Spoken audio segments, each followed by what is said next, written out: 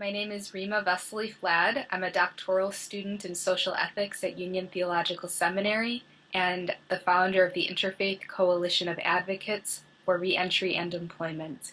I've been an Episcopal Church Foundation Fellow since 2007. I founded a nonprofit organization, and I was working on a law that in New York State is known as Corrections Law 23A. And in this particular law, which bans people who have criminal convictions from certain kinds of licensing and employment opportunities, there are several references to good moral character. And I started this research project and eventually went back to school to write on it as a scholar.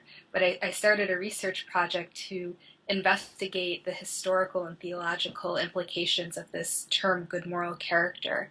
And because at that time the prison population in New York State was about 93% Black and Latino, in a state where Black and Latino people are less than 50%, I had an inkling, which proved to be true, that this particular term, good moral character, was in fact racialized. So what I'm writing upon in my dissertation is the implications of moral politics, particularly as moral politics relates to crime policy and what we now call mass imprisonment or the prison industrial complex.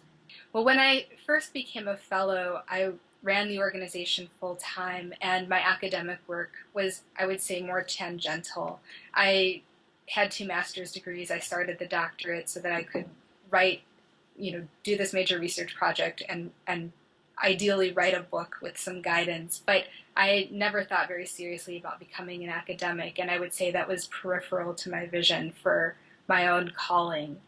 And what I discovered, I have the heart of a scholar, the working with texts and the kind of solitary digging into this historical material and putting together pieces of information that then start to give me a broader perspective on what's happening within our own country.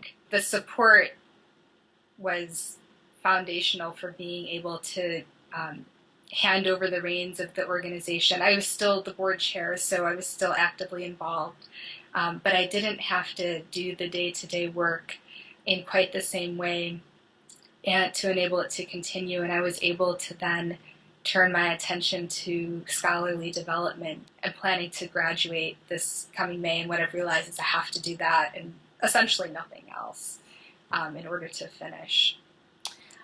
The fellowship has been really essential in that way. It's been really wonderful.